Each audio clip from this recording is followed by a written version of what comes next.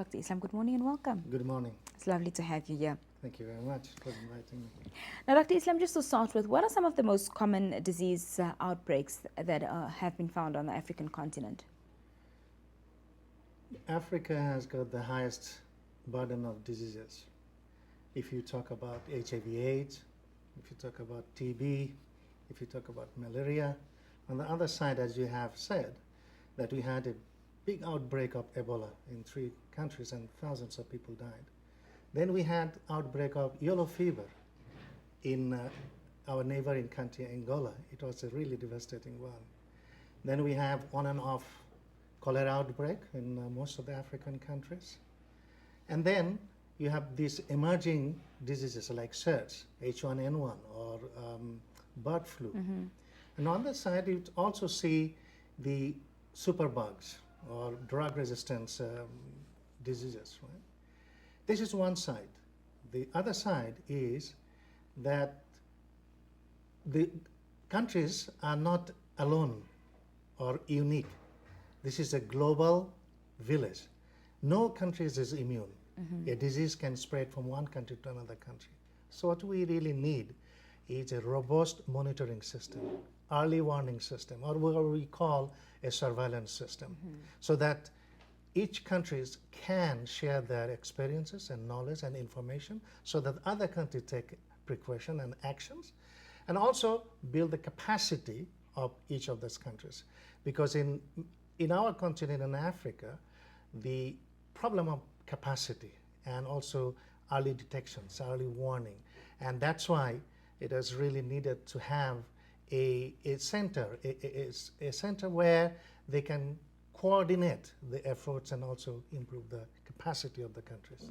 How effective is this center going to be in addressing all of this? It all depends on the commitment of the government. And I know that in AU, they have committed, everybody has committed. But the commitment alone is not going to make a difference. We also need to have a financial contributions and human resource contributions and also understanding of each and every country, collaborations. Because if one country, if something is happening and the information is not shared on time, then effectiveness goes away. Say, Ebola. If we could have detected it earlier, and if all the countries could have been informed, we could have contained the disease much earlier, and a lot of people could have been saved. So effectiveness is not only the political commitment, it's financial support, human resources, and understanding and collaboration between the countries will be needed, most needed. Now, as we are aware, there's a lot of public health challenges within Africa. Could the center also be an answer to addressing these issues? Yes. It can, because it will be a center of excellence. It will have hubs in different countries.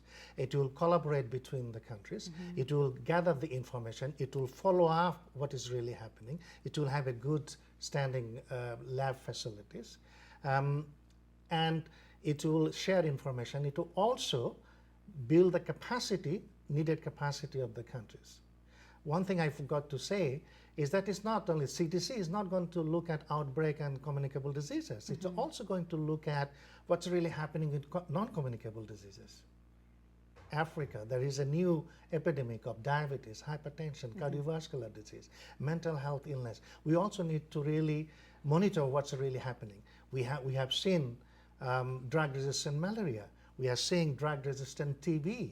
We may seen a drug-resistant HIV. So all those things needs to monitor. Somebody needs to collect information. Somebody needs to follow up and inform every countries, and also help countries to take appropriate action. Now, with the establishment of the center, will it result in less dependency on foreign involvement? Actually, if you say less dependency and also collaboration are two things, right? Yes, we will have a center of excellence, African CDC, but they need to collaborate with CDC Atlanta. They need to collaborate with Japan. They need to collaborate with China. They need to collaborate with European countries, because everybody has this information. As I said, this is a global village. A disease can be picked up in Namibia and dropped in England within few hours. Right. I say the disease are now Before they used to move 20 kilometers per hour. Now they move 850 kilometers per hour. So we need a interdependency. We really need a collaboration and support. And I think each one of us can provide support and strengthen our capacity. What shortcomings do you foresee with the center? Shortcoming, I said, it's going beyond the talk, beyond the political commitment. Africa has really big commitments. If you look at all the heads of state committed to put 15% of their budget for health. How many countries has really put? Namibia is one of the examples. It has put nearly 14%. So this is a good example. Botswana, South Africa, but many countries hasn't. So it's not a political commitment only, to financial commitment, collaboration, sharing of information, all those things need to be there. Unless otherwise we have this common understanding, it will remain a name. Dr. Islam, any final remarks you'd like to leave us with this morning? Final remarks that I have to say goodbye to Namibia. I'll be leaving Namibia soon. But I want to thank the government of Namibia, from the President to the Prime Minister and Minister of Health, and the citizen of Namibia. They have really shown their confidence in me, they respected me, and they provided support. But I want to say WHO remains committed to provide every support needed in Namibia. We are for the citizen, we are for people, and we will be there to support. Fantastic. Dr. Islam, thank you so much for Thank taking you very time out much this for morning. having me.